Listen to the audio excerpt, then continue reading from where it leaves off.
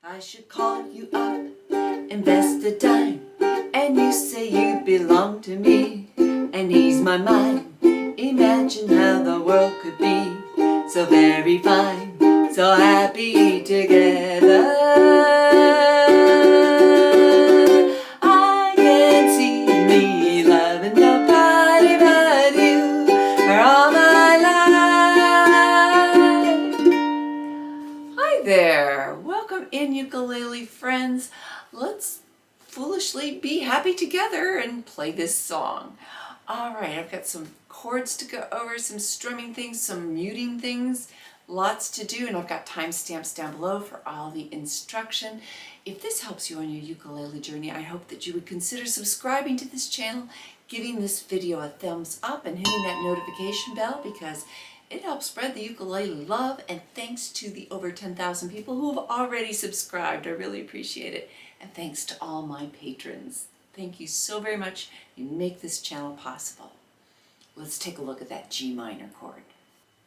I play my G minor with my index finger here on the first fret of the A string, reaching across to the C string with my middle finger on the second fret, and then just like a G, my ring finger is on the third fret of the E string.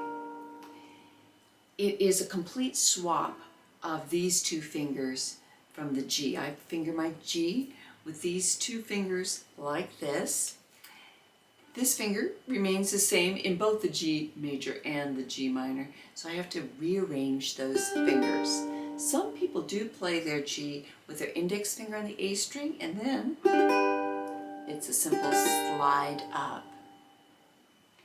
E flat and G minor frequently go together.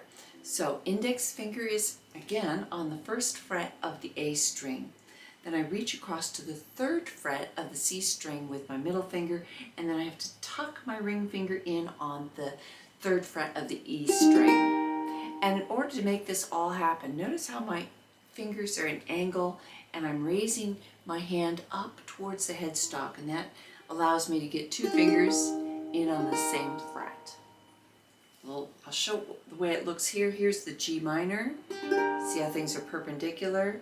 And then to do E flat, there's a shift. There is also a D7 in this piece. I'm going to figure it as a barred chord. I frequently finger it so that these two fingers can kind of act together as a lever on that bar, so a little bit more pressure, and then that means my ring finger has to go on the third fret of the A string. There's also a B flat in this, so we're definitely in advanced beginner intermediate chord territory. I roll my index finger up towards the nut, so the index finger has to catch two strings, and I roll it so I've got more of the bony portion of my finger in contact with those strings to really cinch it in. Then I want to make sure that these two fingers are really on the tippy tips of the fingers so they don't fall down and mute the strings, so you don't get buzzes or muted strings. Your thumb, I try to position it so it's more parallel with the neck, gives me a little bit more grip, and it also gives me the flexibility to kind of crunch my hand in a bit. So I bring the palm of my hand in closer to the neck. That gives me a little more squeezability there to make a better contact with the strings, make it a cleaner sound. On the verses, we are going to use some chord hand or left hand muting in order to imitate the sound of the drum that the Turtles used. We're going to make the sounds shorter. What do I mean? Here's a G minor. And you hear how long that's ringing? We want to shorten it down because we want more of a percussive element. So what I'm going to do is I am going to mute my strings. So you're hearing this G string still ring, but what I'm doing here is deadening the sound after my initial strum down. So this hand is literally going press, release, press, release, press, release, press, release. And I'm just keeping the same shape, keeping my fingers in place, but I'm just releasing the pressure so that I'm just touching the strings. And and it gives a very unique sound to the instrument. I like it a lot. So on the G minor, that's easy. You can also shorten up your strum and not hit that G string if you don't want to. In the verses, we're going to do all down strums, so that makes this a lot easier. On the E flat, I do the same thing. Same thing with the D7. But then there's the F. The F is only a 2-finger chord, so I'm still going to do muting, but I have to do it differently. I have to engage these 2 fingers too. I don't need to use my pinky, but these two just seem to want to go together. So I strum down, I'll get it all together so you can zoom in, and then I place these down. So it's just happening just after the down strum. So it sounds like this.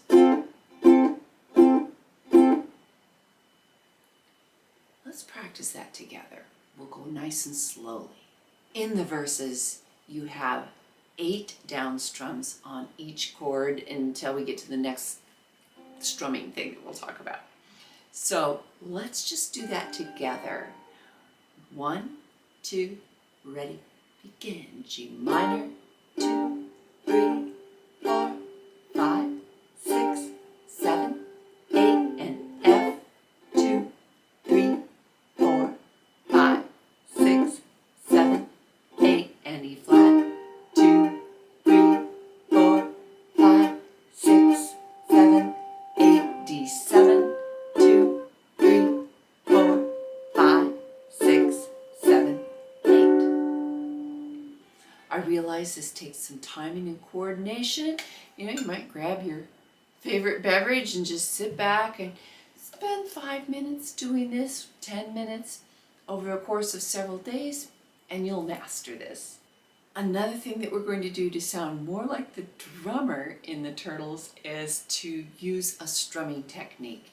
And we use that on the last line of the second and third verse. And we play that third verse several times, at least twice, maybe 3 times. The strumming goes like this. You're only going to do 4 D7s with the muting. So 1, 2, 3, 4. And then there's another D7 after together, and we are going to play triplets.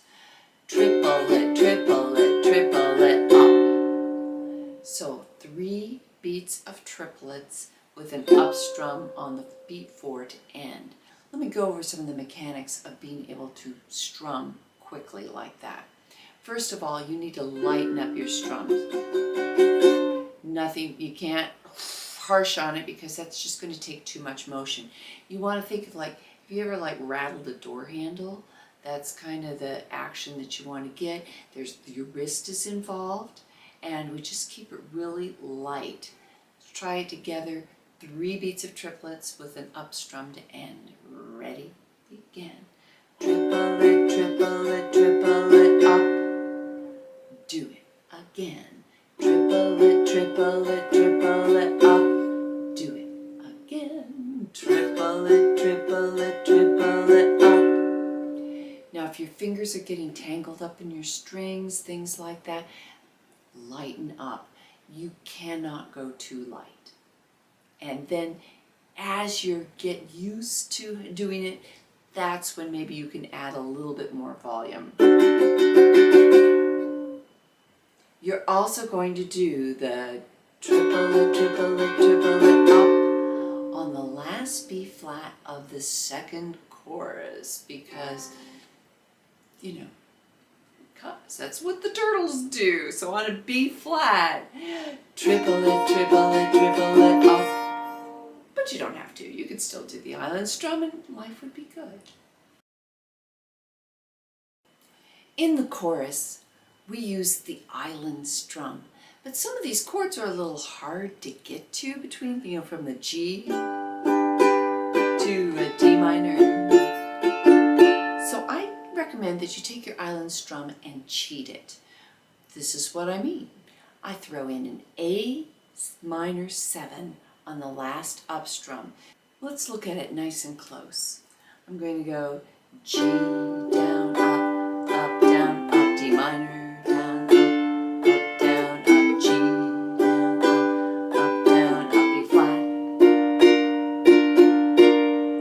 So that A minor 7 just gives you a half beat in order to make that transition happen, and it kind of sounds cool too. Let's play the chorus together. No pesky lyrics, let's just hum it as we go. You play this line twice. 1, 2, here we go. Ba, ba, ba, ba, ba, ba, ba, ba, ba, ba, ba, ba.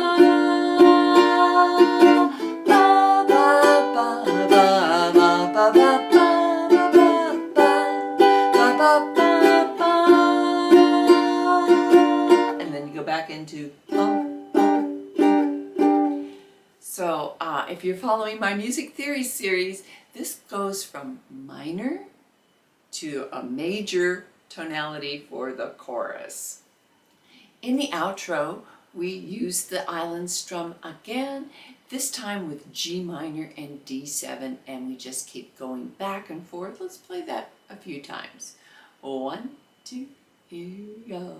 Ba, ba, ba, D7. Ba, ba, ba, D7. Ba, G minor. Ba, da, ba, ba. Ba, da, ba, ba.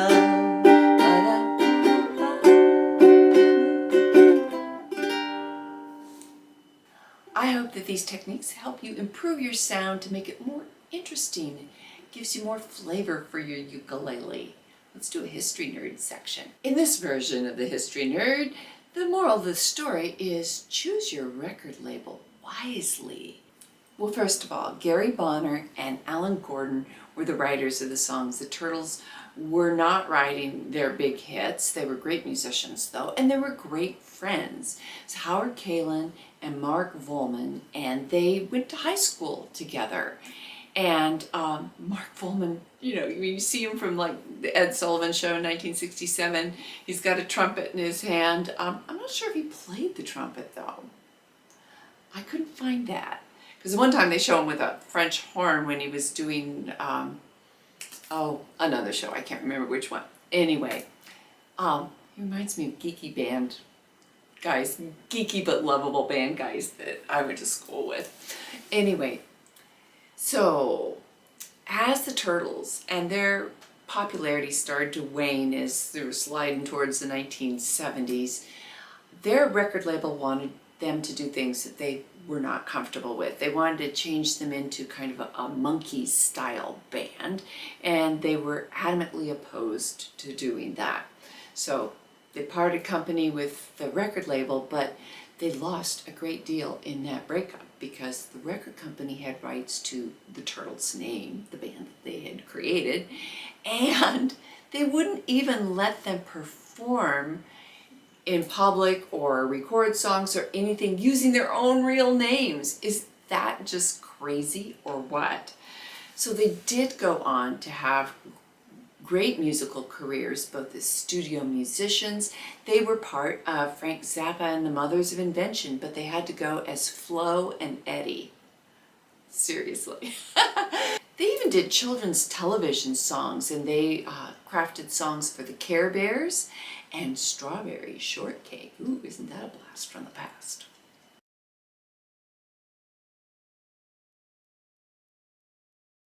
Eight G minor down strums for the intro, and we start singing actually after 7 because Imagine is a pickup into the song.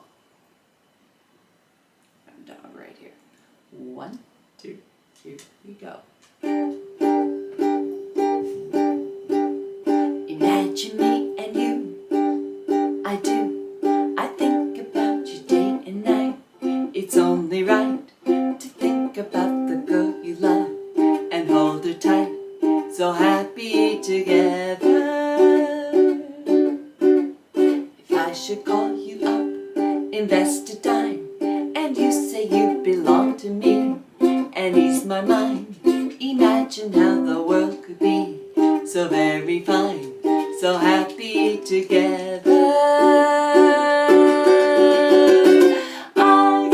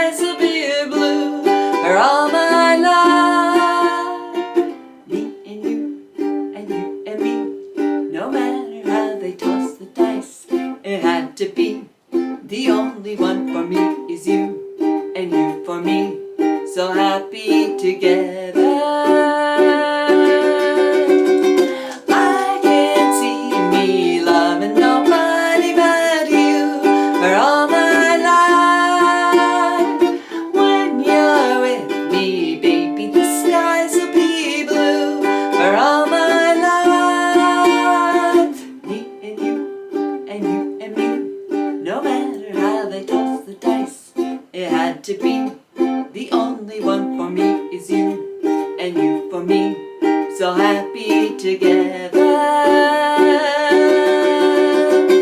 Ba ba ba ba ba ba ba ba ba ba ba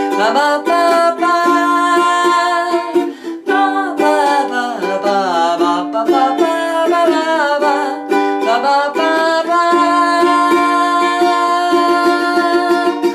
Me and you and you and me, no matter how they toss the dice, it had to be.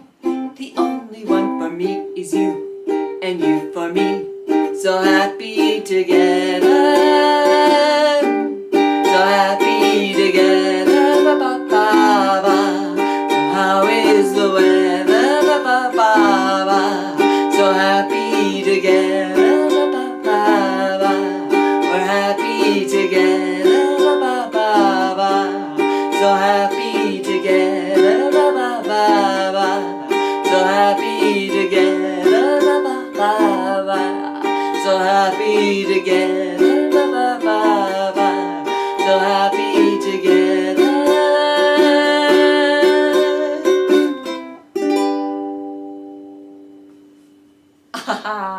Hey, did you notice it ended on a G major, but we've been playing G minors?